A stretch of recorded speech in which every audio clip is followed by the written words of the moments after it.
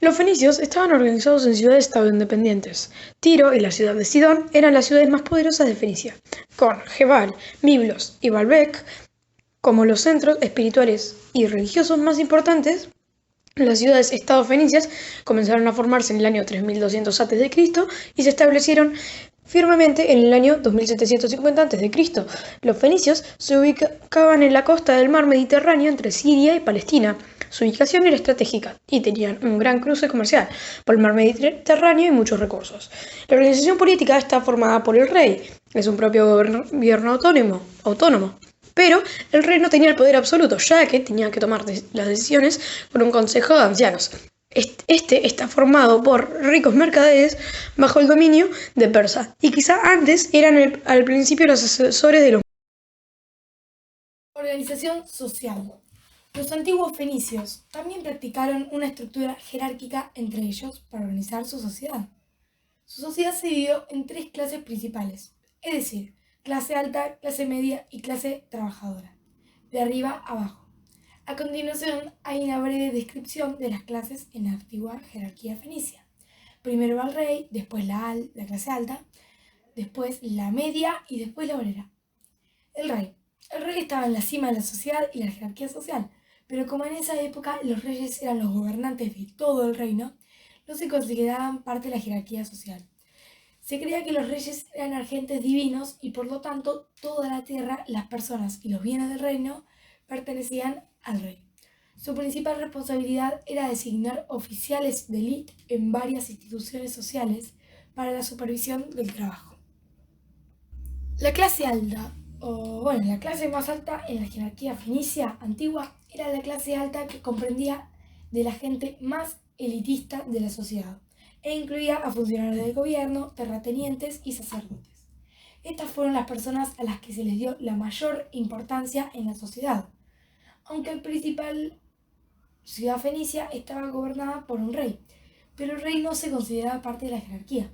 La clase alta de la sociedad poseía los principales poderes y la aristocracia. La clase media. La clase media estaba compuesta de personas como agricultores, pescadores, artesanos y comerciantes. Esta clase de personas también disfrutaba de ciertos privilegios y poseía ciertos derechos como la clase alta, para protegerlo de la ley hasta cierto punto. Esta clase también fue considerada como una de las secciones más importantes de la sociedad, ya que fueron responsables de satisfacer las necesidades cotidianas de las personas, desde alimentos hasta otros bienes materiales. El comercio también se estaba volviendo popular en ese momento, por lo tanto los comerciantes solían comerciar y cambiar cosas que se requerían a cambio de las cosas que eran excedentes en el reino. En cierto modo estaban dirigiendo la economía del reino. La clase trabajadora. La clase trabajadora o obrera incluía a los ciudadanos de nivel más bajo, como los sirvientes y los esclavos.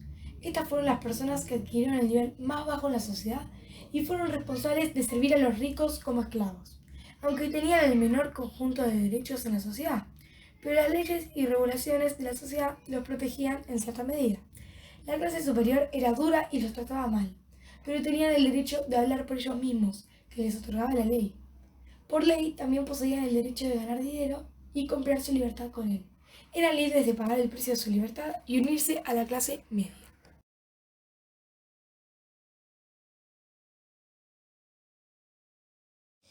Voy a hablar de la cultura y la religión de los fenicios. Los fenicios eran politeístas, adoraban a los astros y a los fenómenos de la naturaleza. Sus divinidades principales fueron Baal, el sol, el maestro dios de las lluvias y las tormentas; Astarte o Baalit, la luna, diosa de la vegetación y la fecundidad.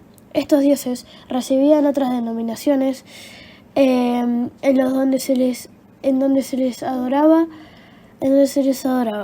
El arte. El arte de la cultura fenicia es un arte marcadamente artesanal, el cual alcanzó su esplendor, lo cual les confirió productos de un alto valor para el intercambio de otros objetos, siendo un producto muy valioso para otras culturas o pueblos.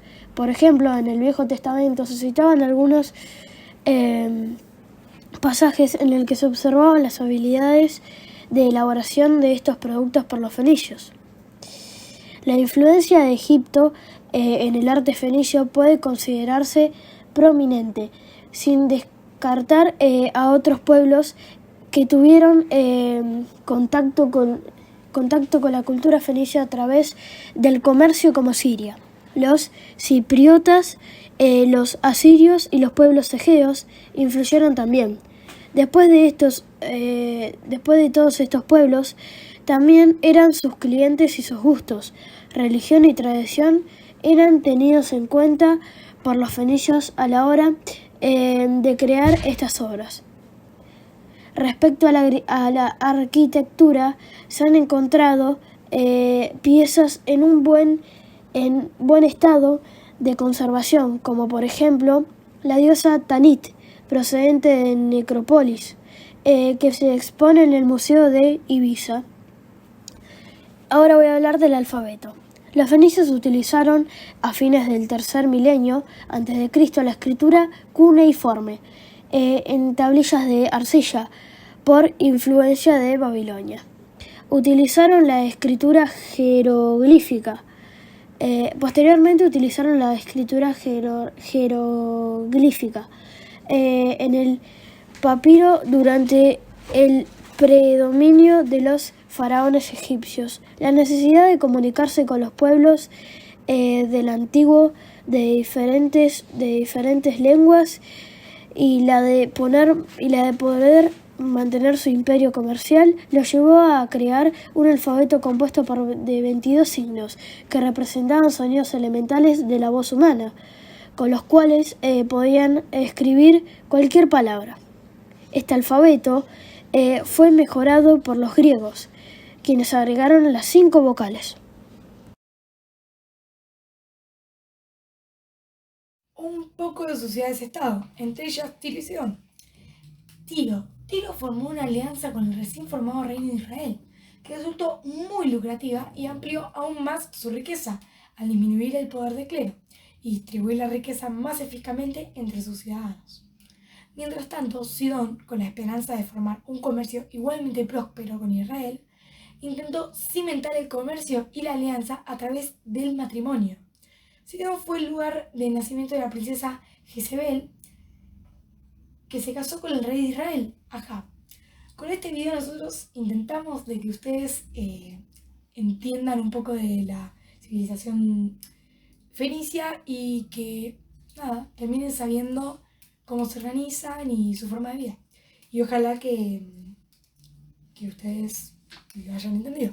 Gracias a su tecnología, los barcos pudieron expandirse hacia otros territorios, al llegar a Creta, Rodas, Chipre, Sicilia, Cerdeña, las Cícladas, etc. Incluso salieron hacia el Atlántico para llegar hasta los pueblos del mar Báltico. De hecho, hay teorías que defienden que dieron la vuelta a África. Los barcos fenicios podían ser de guerra y de comercio.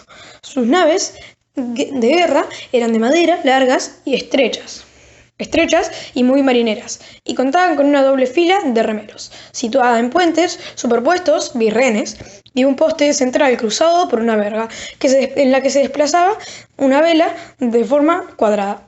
La proa era levantada en curva.